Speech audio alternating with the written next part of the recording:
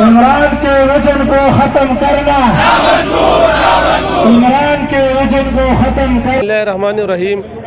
कैसर Ali Khan, agriculture officer ICT Charbagh Swat. हमारा ये एहतजाज शुरू है पिछले 3 दिनों से। तो जो हमारा प्रोजेक्ट रिन्यूअल था उसको ख़त्म किया हुआ है।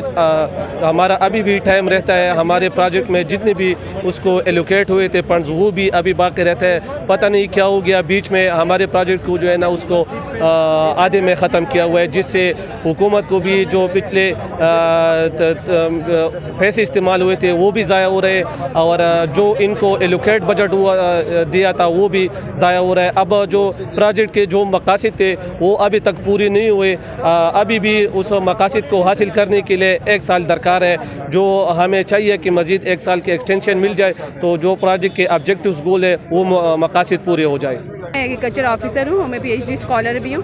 हम यहाँ पे 188 लोग जमा हुए हैं अपने एहतजाज रिकॉर्ड करवाने के लिए, क्योंकि हम लोगों को ICT प्रोजेक्ट में अपॉइंट किया गया था, और ताकि हम अपने फार्मर्स की बहबूद के लिए काम कर सकें। जब हम लोग हमारी बहुत अच्छी ट्रेनिंग भी की गई और हमें एक 1.5 साल में हर तरह से अपने इलाके को समझने का मौका मिला है। जब हम लोग अच्छी तरह से ट्रेन भी हो गए, हमारे अच्छी तरीके से हमने काम करना भी शुरू कर दिया है। इसमें हमने फीमेल फार्मर्स को भी इनकॉर्पोरेट करना शुरू कर दिया, उनके साथ किचन गार्डनिंग और छोटे पैमाने पे जो घर में छोटे छोटे बिजनेस स्टार्ट कर सकती है एग्रीकल्चर बेस्ड, वो भी हमने उनके साथ ट्रेनिंग शुरू कर दी है।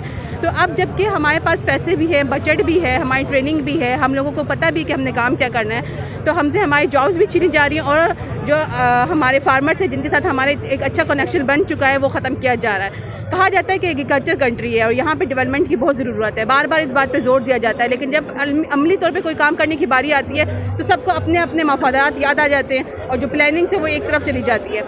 जब एक प्लानिंग की गई है कि एग्रीकल्चर पे काम करना है, और हमारा मुल्क भी डेवलपिंग कंट्री है और हमारा NSR भी एग्रीकल्चर पर ही है, और हम सभी जो नौजवान हैं वो इसी पे काम करेंगे, ये बात भी कहीं भी छुपी हुई नहीं है कि एग्रीकल्चर में हम जब से आए हैं हमने ही प्रैक्टिकली फील्ड पे जाके काम किया है और फार्मर्स के साथ कोऑपरेट किया है। फार्मर्स को हम लोगों ने न्यू टेक्नोलॉजी लेके गए हैं, उनका हम पे अब एतमाद भी कायम हुआ है। ये बात किसी भी हमारे सीनियर जो है इससे इनकार नहीं कर सकता, वो हम सब हमारे साथ हैं। लेकिन जो भी वजूहात है उनको एक तरफ करते हुए अपने मुल्क की बहबूद के बारे में सोचना चाहिए। 188 लोगों की ख़ानदानों की बात है, उनके रोज़गार की बात है, सारे के सारे यहाँ पे PhD और MPhil लोग हैं, कोई भी कम पढ़ा लिखा इसमें नहीं है। तो जब अपने मुल्क में ही हमें अपॉर्चुनिटीज़ नहीं मिलेंगी तो फिर हमारे मुल्क का क्या होगा। आप लोगों को खुद भी इस चीज़ के बारे में सोचना चाहिए और हमें हमारा हक़ देना चाहिए, और हम अपने हक़ के लिए आखिर तक जाएंगे, क्योंकि ये खाली हमारी बात नहीं है, इसमें किसानों का भी बहबूद शामिल है। शुक्रिया। बिस्मिल्लाहिर्रहमानिर्रहीम। मेरा नाम हामिद है, एग्रीकल्चर ऑफिसर चरसद्दा। ये प्रोजेक्ट प्रीवियस PTA गवर्नमेंट ने शुरू किया था, 2023 जनवरी में हमारी भर्ती हुई थी। ये 3 साल का प्रोजेक्ट है जो कि अभी इन्होंने सिर्फ और सिर्फ जो है ना 1.5 ईयर जो है ना चलाया है। और दूसरी बात ये है कि इसमें जो बजट एलोकेट, जैसे कि मेरे दोस्त ने कहा, वो भी अभी रहता है। दूसरी बात ये है कि सारे लड़की MPhil और PhD की स्कॉलर्स हैं, ये सारे बेरोज़गार हो गए हैं। ये जो है ना गवर्नमेंट को चाहिए कि और लोगों को मज़ीद रोज़गार दे दे। ये जो है ना जो रोज़गार दिया हुआ है उनसे जो है ना रोज़गार ले रहे हैं, उनसे जो है ना रिज़्क छीना जा रहा है।